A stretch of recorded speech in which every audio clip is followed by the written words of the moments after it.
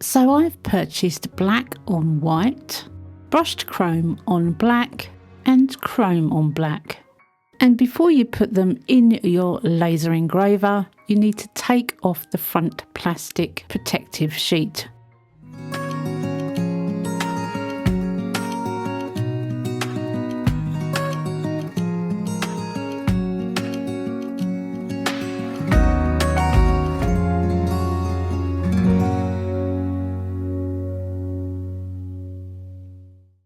Hey, welcome back to my channel. It's Wendy here from Toonpish Crafts and I hope you're doing okay. Now I do love my xTool M1 Ultra and I love using the laser engraving feature on there. I mean, laser engraving to me is amazing. What you can do with a laser engraver, it just fascinates me.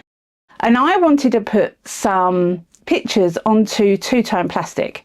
Now, if you don't know what two-tone plastic is, it's basically two different colours of plastics put together into one piece. So you can have brushed steel on black, you can have steel on black, you can have white on black, black on white, and all other colour variations. There's loads out there, and I will put the links to the Amazon place where I bought mine from in the description box below.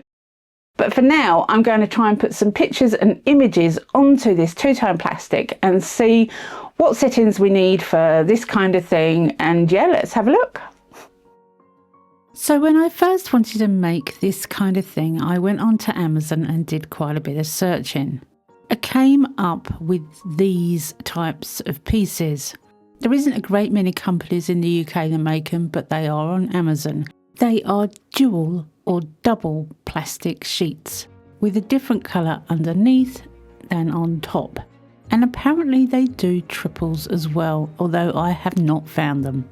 Depending on what colour is on top, that will be the thinnest piece, so that you can laser through the thin piece of the top and get the colour underneath. That copper really looks amazing, and there are lots of different colours. And whether the dark colour is on top or underneath will make a difference to how you laser engrave your images. So I've purchased black on white, brushed chrome on black and chrome on black. And before you put them in your laser engraver, you need to take off the front plastic protective sheet. It does protect your pieces, but it will crumple or melt, so you really need to take them off. By the way, everything I'm using in today's video will be linked in the description box below, together with the link to the xTool M1 Ultra, which I'm using, and some really nice discount codes. And you might as well just call that chrome a mirror. Look at it, amazing. Now I wanted to put some really old photographs into this dual plastic. This picture of me was taken in 1969 when I was 3 years old on a 35mm easy click, I would say, camera, developed onto a slide and then scanned in later on to a computer. So I've opened my xTool workspace and I've gone to import image, finding the image that I want, and I've brought it into the workspace. So I need to connect it to the xTool M1 Ultra. I have it hardwired so it's easy, it finds it really quickly. And I then need to pick the correct material that I'm using. The xTool workplace does have a lot of materials, and I did have to search for this one through the More xTool Materials tab, but I found it because they have settings for it.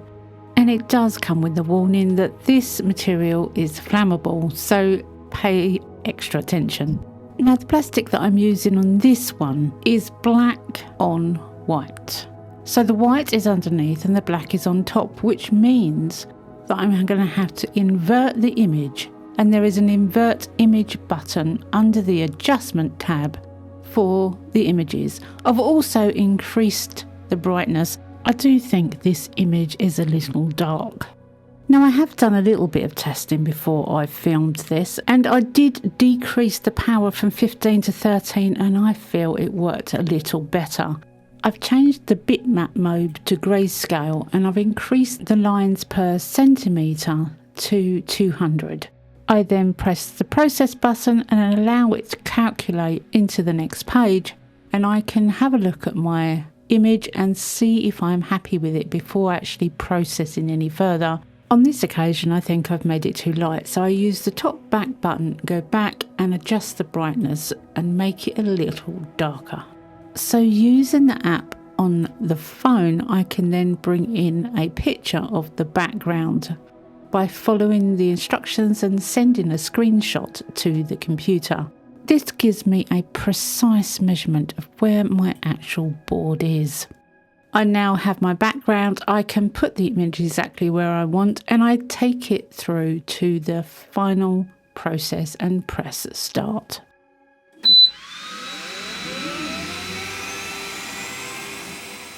This is the fun part. This is the part that I absolutely love. I get transfixed watching this, and I thought I would record most of it for you, but I decided to go with a time lapse so that you can see the image appear before your eyes.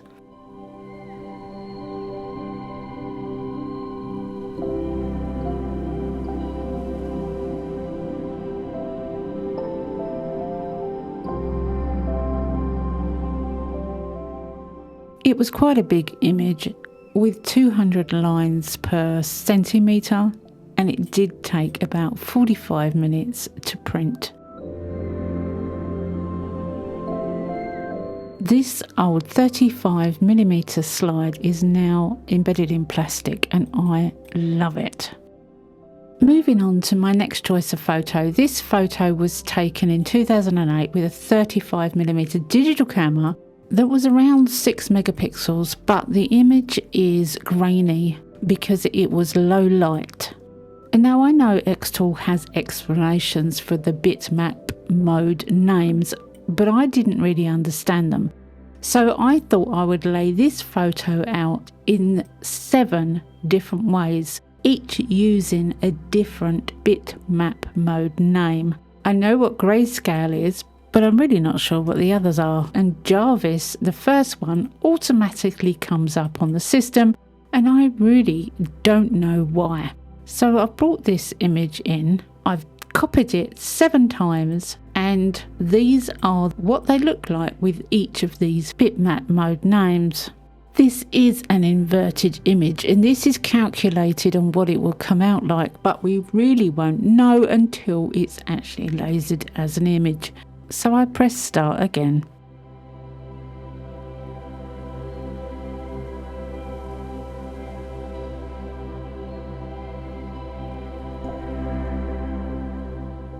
Now, before I show you the outcome of these, I'm going to actually name them on the board, do another line where I adjust the brightness back to standard on all of the images so that we can see what the standard setting is. I do think that adjusting the brightness does make a huge difference. I go through the same process and print out another 7. I then also go on and print out another 7 where the brightness is slightly darker. So we have the first line that's lighter, standard, and then darker.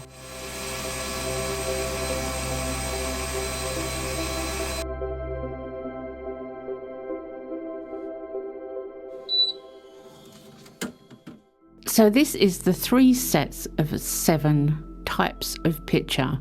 They all seem grainy, but the original image is grainy. Now, in my opinion, the best ones on this selection are the first one in the grayscale, which was slightly brighter, and the last one on the grayscale, which is slightly darker.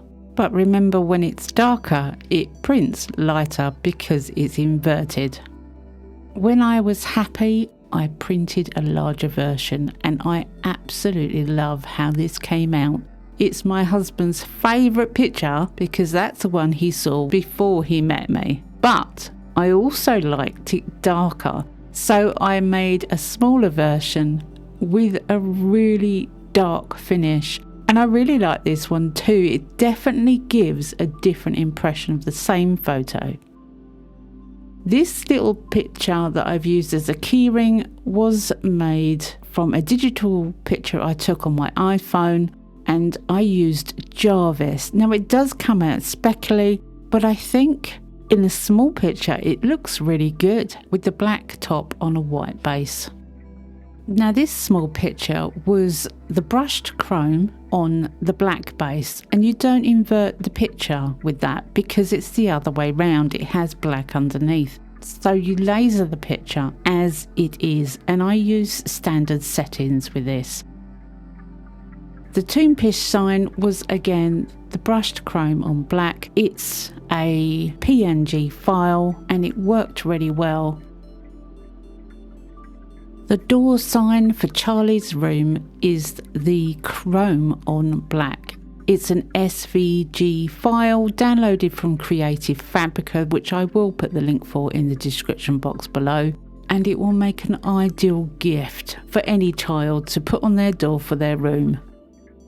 And finally, the dragon in the centre is what I absolutely love.